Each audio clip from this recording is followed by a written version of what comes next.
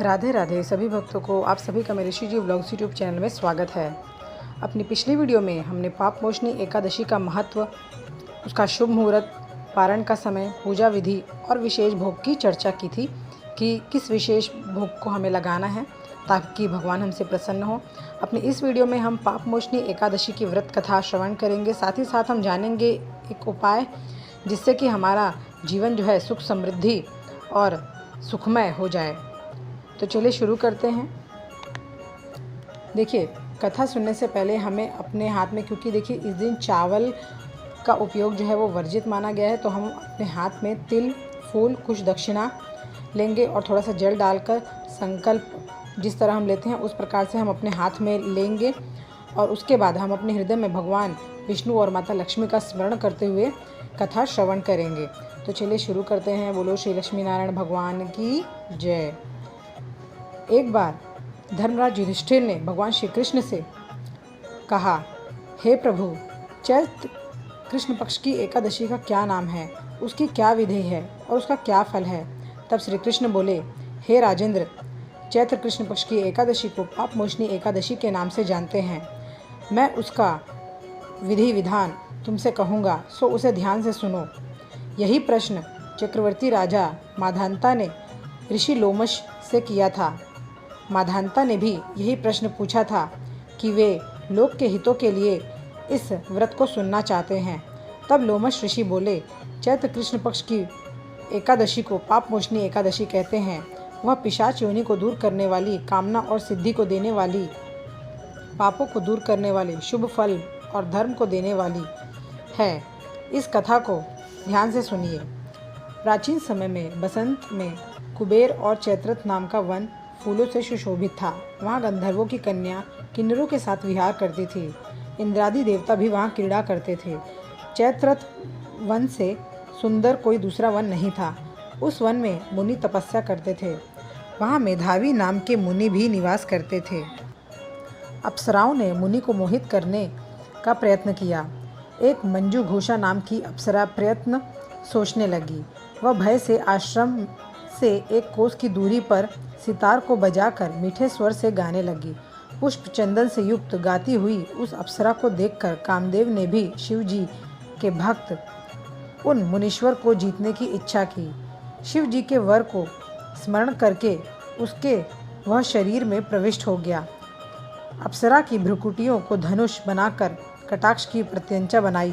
पलक समेत नेत्रों को बाण बनाकर, स्तनों को पर्णकुटी बनाकर विजय के लिए आ गया।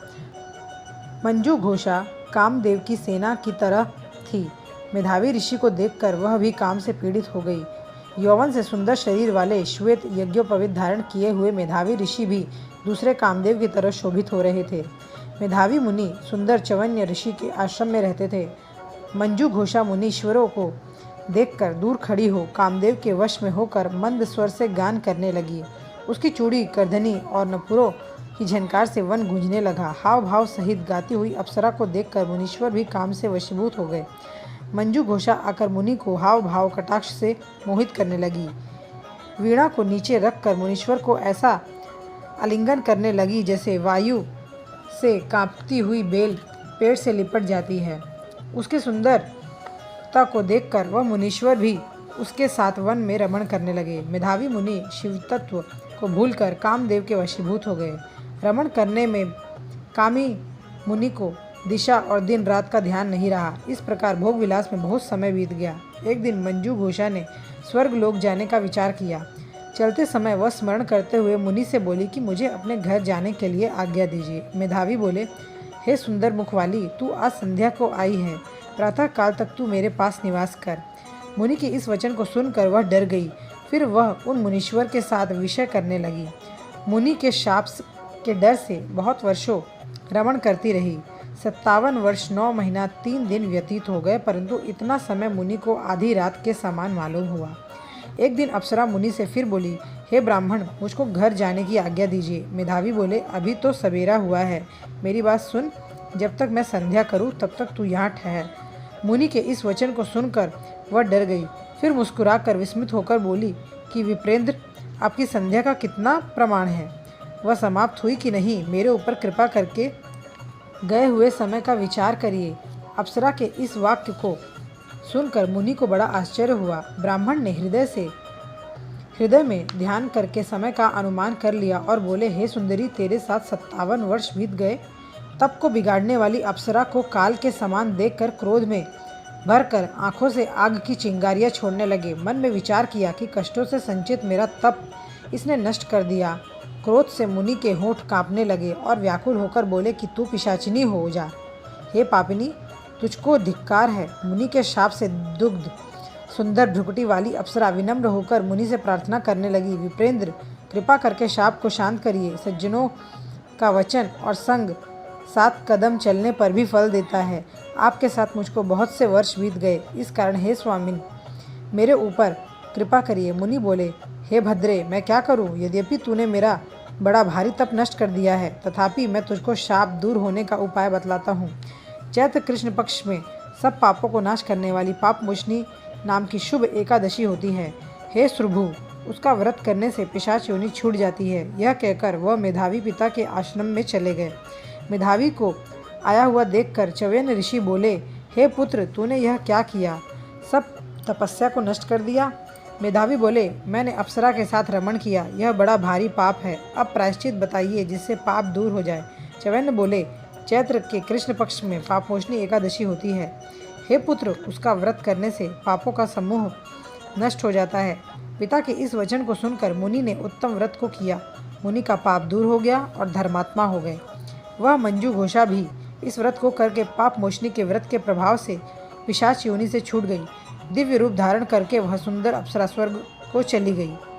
लोमश ऋषि बोले कि पाप मोचनी एकादशी के व्रत का ऐसा ही प्रभाव है। हे राजन, जो मनुष्य पाप मोचनी का व्रत करते हैं उनके सब पाप दूर हो जाते हैं। इसके पढ़ने और सुनने से अत्यंत पुण्य फल मिलता है और मनुष्य सब पापों से मुक्त होकर अंत में मोक्ष को प्राप्त करता है। साथ ही साथ उसे वैकुंठ की प्राप्ति होती है।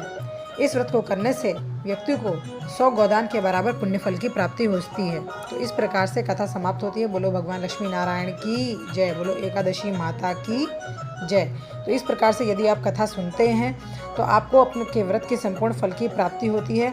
इसलिए कथा और उसका महात्मा अवश्य सुने।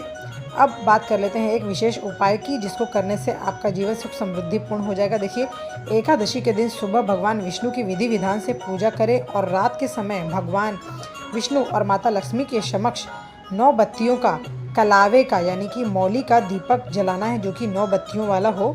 इसके अलावा एक अन्य अखंड दीपक भी अवश्य जलाएं, जो कि रात भर जलता रहे। ऐसा करने से माँ लक्ष्मी प्रसन्न होती हैं और जातक को धन लाभ होता है और उसके घर में समस्त प्रकार की दरिद्रता एवं दुख दूर हो जाता है और मनुष्य का जीवन सुख समृद्धि से परिपूर्ण हो जाता है। तो इसी के साथ अपनी वाणी को विराम देते हुए और आप सभी को प्रणाम करते हुए आप सभी को मेरी Radhe Radhe. Please like, share and subscribe.